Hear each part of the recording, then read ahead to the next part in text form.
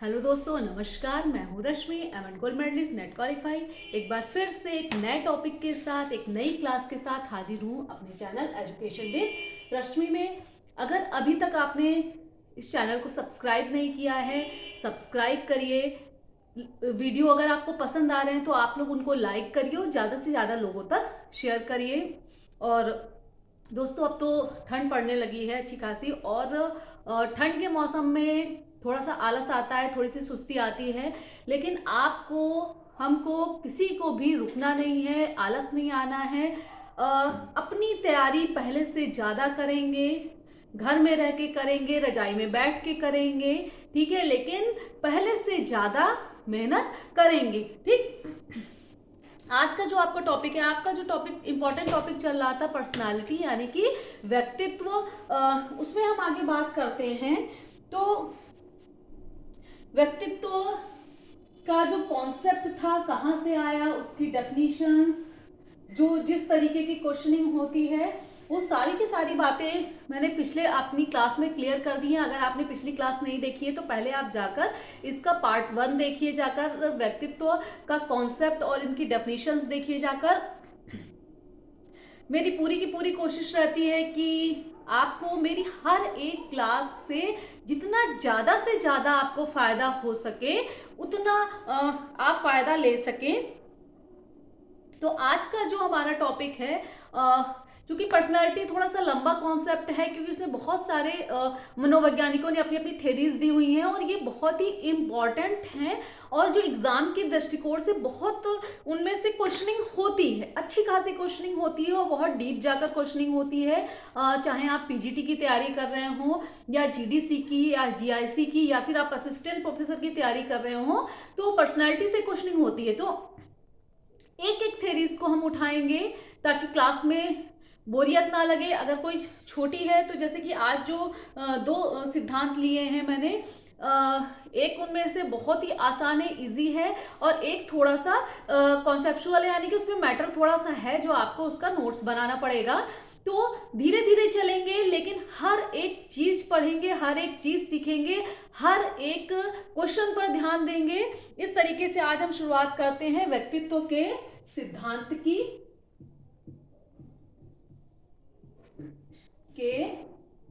सिद्धांत।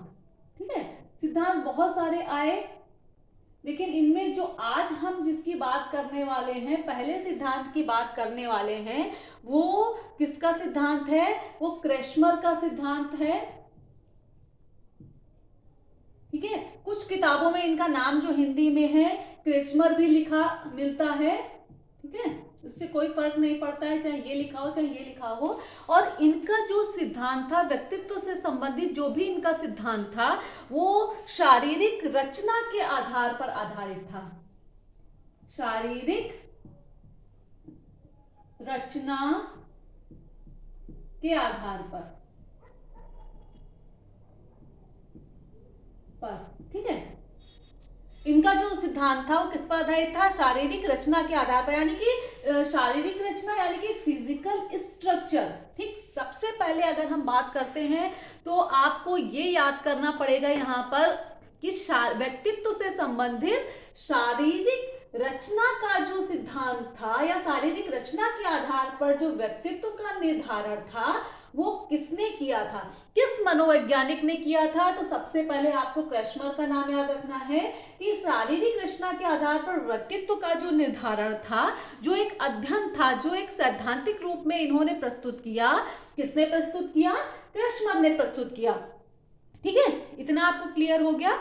फिर बात करते हैं कि क्रेशमर थे कौन। ये एक जर्मन मनोवैज्ञानिक थे, यानी कि जर्मनी में रहते थे और एक जर्मन मनोवैज्ञानिक थे। इन्होंने क्या किया कि अपना जो ये सिद्धांत बताया इन्होंने, जो इन्होंने अभी इनका जो इसमें क्लासिफिकेशन आएगा, ठीक है, वो क्लासिफिकेशन करने से पहले उन्होंने क्या किया कि दो तरह के मानसिक रोग, ठीक है, दो तरह के इन्होंने मानसिक रोगों का चुनाव किया, जिसमें कौन कौन से थे? एक तो था मनोविदालिता,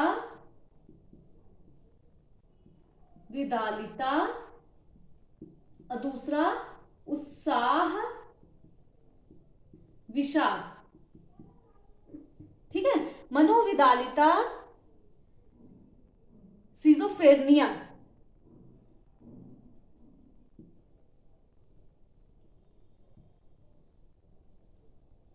इसको आप नोट कर लीजिए इंग्लिश में, क्योंकि कभी कभी ऐसा होता है कि एग्जाम में आपके ज्यादातर, अगर आप एनटीए नेट का एग्जाम दे रहे हैं तो वहां पर इस तरीके की क्वेश्चनिंग होती है। वहां पर एक या दो क्वेश्चन किसी न किसी डिजीज से संबंधित आते हैं, कि यानी कि कोई बीमारी से संबंधित आते हैं, और फिर आपको लगता है कि अरे ये नाम तो मैंने सुना नहीं। ठीक है, हिंदी में मनोविदालिता आप याद कर लीजिए, और इंग्लिश में सिजोफ्रेनिया याद कर लीजिए, और इसको आप यहाँ पर लिख लीजिए। अब दूसरा है उत्साह विषाद, यानी कि मैनिक डिप्रेशन।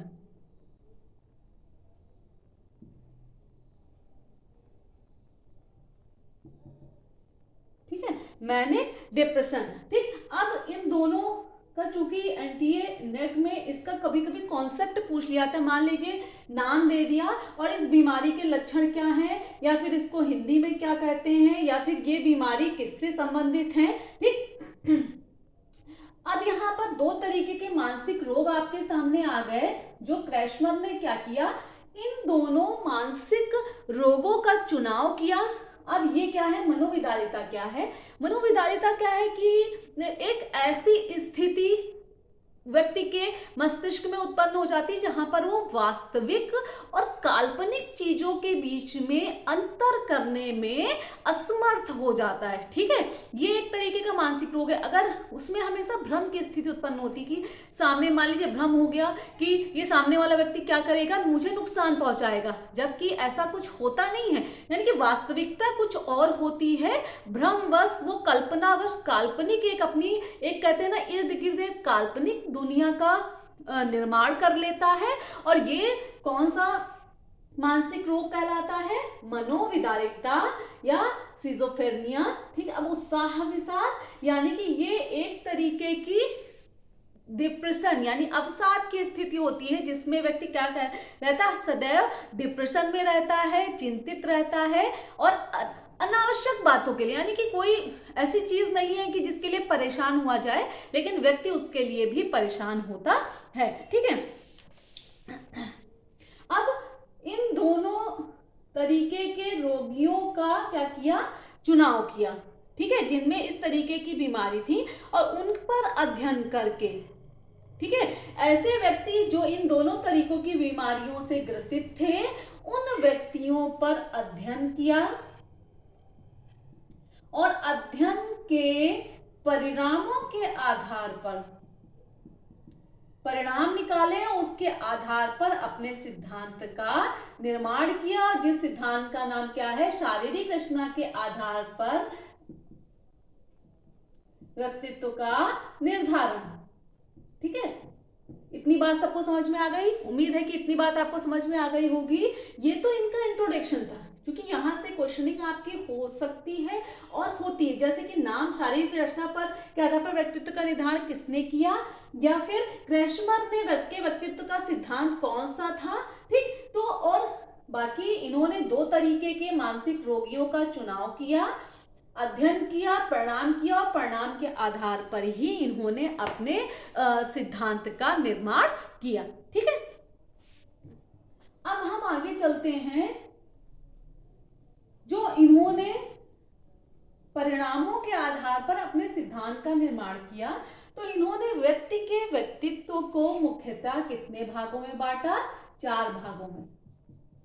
ठीक है, 4 भागों में। इसकी भी क्वेश्चनिंग होती है, कभी कभी बहुत इजी क्वेश्चन एग्जाम में पूछ लिया जाता है, जैसे कि क्रैशमर का जो व्यक्तित्व का जो शारीरिक रचना के आधार पर आधारित सिद्धांत था, उसको इन्होंने कितने भागों में बांटा था? ठीक है, 4 भागों में बांटा था, और पहला नाम है लंबकाय,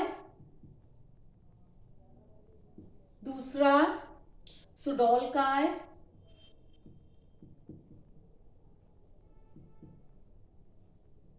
तीसरा गोलकाय,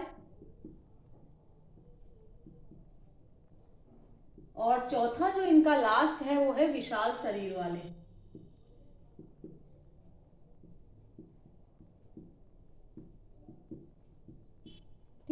चौथा जो इनका है वो क्या है, विशाल शरीर वाले। ठीक।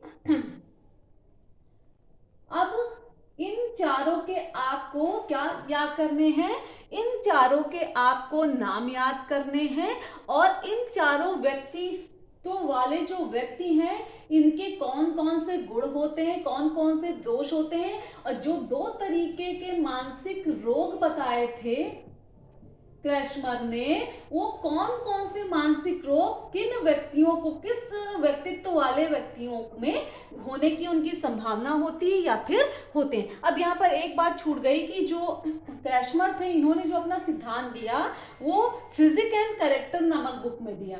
ठीक है, बुक का नाम भी पूछा जाता है, ये बुक किसकी है। ठीक है, फिजिक एंड कैरेक्टर, ये बुक किसकी है, क्रैशमर की है, और इन्होंने इसी किताब के अंतर्गत अपने सिद्धांत के बारे में बताया था। ठीक है, अब हम चलते हैं एक एक के बारे में हम बात करते हैं। सबसे पहले हम बात करेंगे लंबकाय यानी कि एस्थेनिक।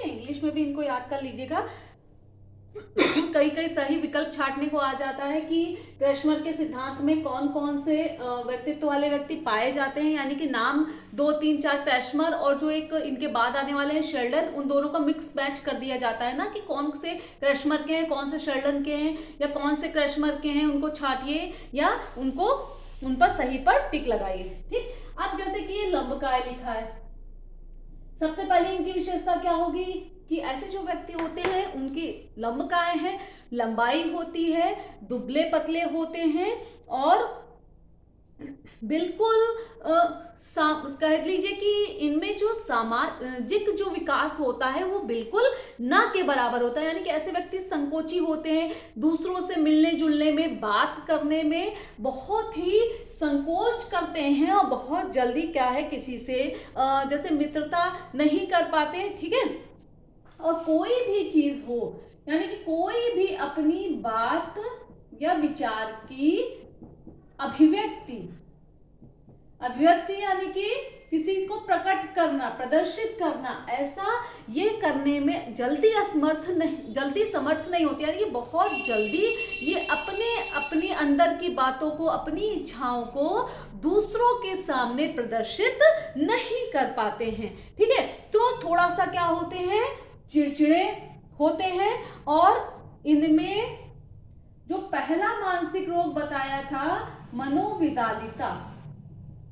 ठीक है, ऐसे जो व्यक्ति होते हैं उनमें मनोविदालिता का नामक जो मानसिक रोग होता है उसके होने की संभावना ज्यादा होती है। ठीक है, फिर अब इनका जो व्यवहार है जी, स्वभाव जो है इस तरीके के व्यक्ति का, इसके बारे में क्रैशमर ने क्या बताया है कि ये सिजॉइड होता है। ठीक है, इसको एक नाम इन्होंने दिया सिजॉइड।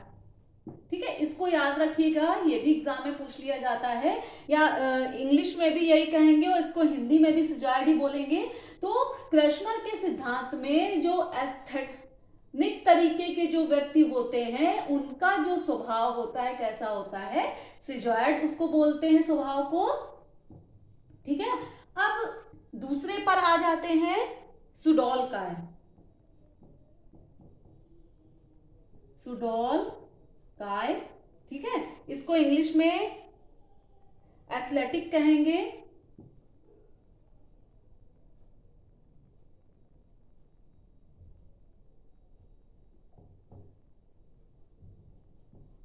ठीक है, कुछ बुक्स में ये खिलाड़ी के रूप में भी इसका नाम मिलेगा। ठीक है, इसीलिए कभी कभी याद करिए इस तरीके की जहां से क्वेश्चनिंग होती है तो आप इंग्लिश भी याद करिए। हिंदी में तो आपको याद करना है, लेकिन इंग्लिश याद करना मस्ट है। इंग्लिश में आप 10 किताबें, 20 किताबें, 50 किताबें, यानी जितनी भी बुक्स खोलेंगे सब में आपको एक ही नाम मिलेगा, लेकिन हिंदी में हर किताब में, हर दूसरी तीसरी किताब में आपको कुछ नया नाम मिल जाएगा। ठीक है, इसलिए इंग्लिश आप याद करिए। अब बात करते हैं, जैसे कि सुडोलकाय लिखा हुआ है, बिल्कुल हष्ट पुष्ट है, शारीरिक गठन बहुत अच्छा बना हुआ है, शारीरिक रूप से ये मानसिक रूप से हर तरीके से क्या होता है, स्वस्थ रहते हैं। और हर परिस्थिति में, चाहे परिस्थितियां विपरीत हो, उनसे जल्दी बाहर कैसे निकलना है, या फिर परिस्थितियां कह लीजिए कि उनके पक्ष में हो या विपक्ष में, यानी कि सकारात्मक परिस्थितियां हो या नकारात्मक परिस्थितियां, हर परिस्थिति में एक अच्छे तरीके से समायोजन कर लेते हैं। ठीक है,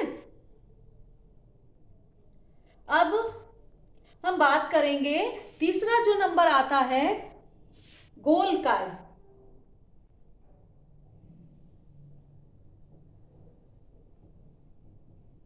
ठीक है, गोलकाय जैसा कि नाम से ही है, इसको पिकनिक स्वभाव कहते हैं।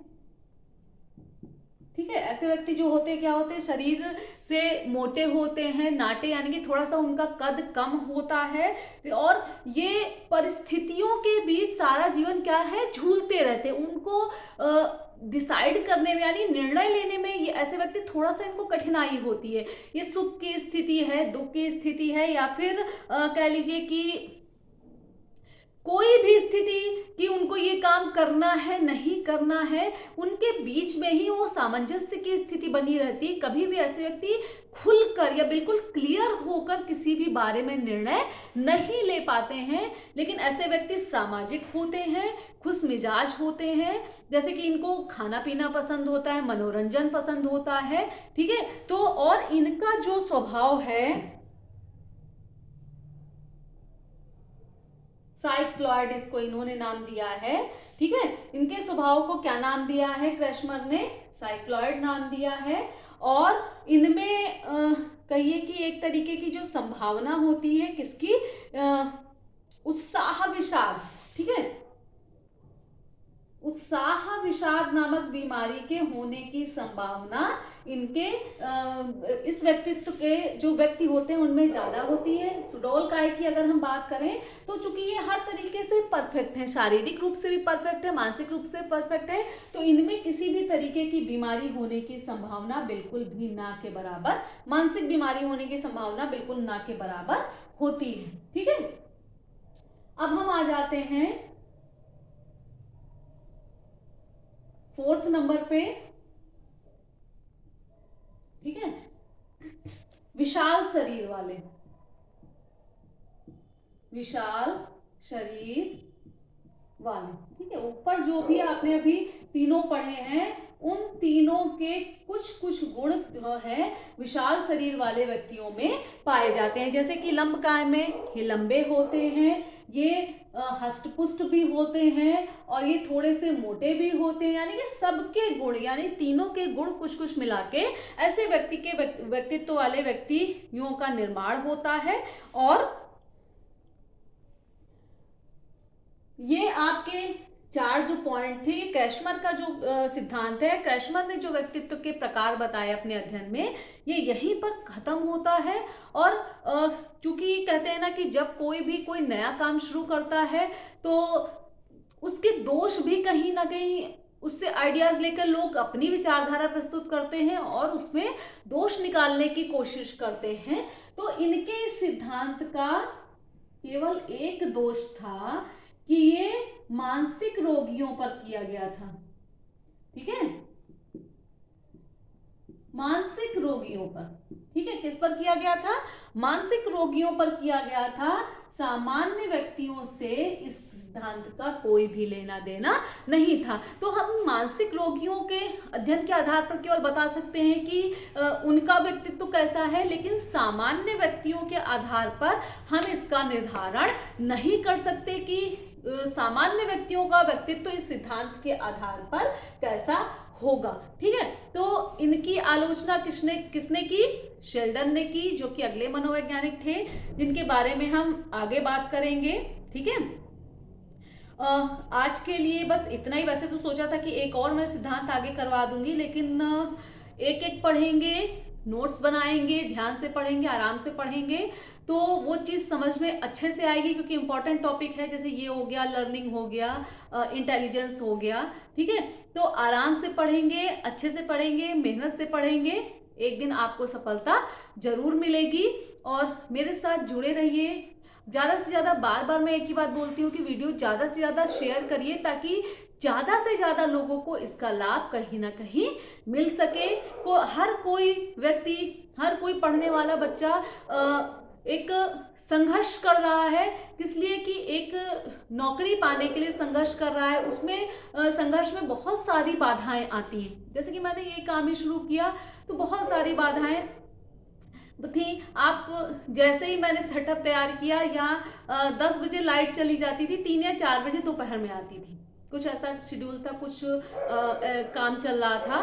तो फिर एक समस्या आई, फिर मैंने क्या किया, सारे के सारे बड़े बल्ब सब इन्वर्टर वाले में लगवा दिए, ठीक है। तो एक समस्या खत्म होती है, दूसरी समस्या शुरू हो जाती है, दूसरी, तीसरी, लेकिन हमें लगातार अपने काम को निरंतर करते रहना है, समस्याओं से जूझते हुए। उसी तरीके से एक विद्यार्थी का जीवन होता है, ठीक है। विद्यार्थी को भी समस्याओं के साथ मेहनत करनी है, संघर्ष करना है, और एक दिन सफलता आपको जरूर मिलेगी। और उम्मीद करती हूँ कि आज की क्लास आपको समझ में आई होगी, पसंद आई होगी।